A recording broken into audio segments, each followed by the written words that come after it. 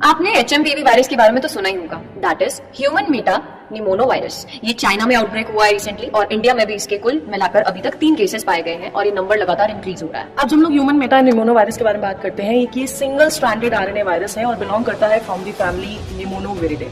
अब ये एक तरह का आरएसवी है। आरएसवी मतलब होता है रेस्पिरेटरी सिंशियल वायरस, यानी कि वो वायरस जो आपके रेस्पिरेटरी सिस्टम को इम्पैक्ट करता है, रेस्पिरेटरी सिस्टम से रिलेटेड इलनेस आपके अंदर क्रिएट करता है। तो इसके सिम्टम्स क्या क्या हैं? बहुत ही कॉमन सिम्टम्स हैं, जैसे कि हमें सर्दी के टाइम पर होते हैं, जैसे कि cough, fever, running nose, stuffy knows.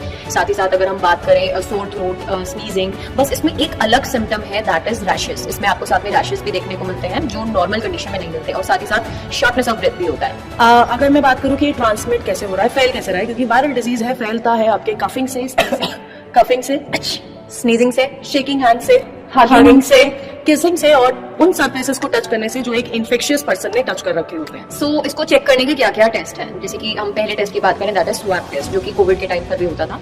Next is bronchoscopy और चेस्ट एक्सरे। ये 2 टेस्ट उन सीरियस कंडीशंस के लिए है जब ये वायरस बहुत ज्यादा इंपैक्ट कर देता है आपकी बॉडी को। ये जो HMPV वायरस है यूजुअली आपके अपर रेस्पिरेटरी सिस्टम को इंपैक्ट करता है, बट इन सीरियस केसेस ये आपके लोअर रेस्पिरेटरी सिस्टम को भी इंपैक्ट करेगा, जिसकी वजह से आपको ब्रोंकाइटिस, ब्रोंकियोलाइटिस हो सकता है और साथ ही साथ ईयर इन्फेक्शन हो सकती है और निमोनिया हो सकता है। तो बेसिकली कौन सा एज ग्रुप इससे सबसे ज्यादा रिस्क में है? तो अगर हम बात करें, वो बच्चे जो 1 साल से कम के हैं, यानी कि 12 मंथ से कम के हैं, उनको बहुत ज्यादा चांसेस है कि वो इस वायरस की चपेट पे आ सकते हैं। और साथ ही साथ वो लोग जिनकी एज 65 से ज्यादा है, वो भी सबसे ज्यादा इस वायरस से इंपैक्ट हो सकते हैं, क्योंकि उनका इम्यून सिस्टम इतना अच्छे से डेवलप नहीं होता है, चाहे वो बच्चे हो, चाहे वो 65 ईयर्स से ऊपर वाले लोग। सो बेसिकली इन शॉर्ट अगर हम बात करें, जिन भी लोगों का, जिन भी बच्चों का इम्यून सिस्टम वीक है, वो भी एकदम प्रिकॉशनरी मेजर्स लें। प्रिकॉशनरी मेजर्स में सबसे इंपॉर्टेंट आएगा कि आप मास्क डाल के रखिए अगर आप बाहर ट्रेवल कर रहे हैं कहीं, क्योंकि अब एग्जाम्स के टाइम आएंगे तो आपका हेल्दी रहना बहुत इंपॉर्टेंट है।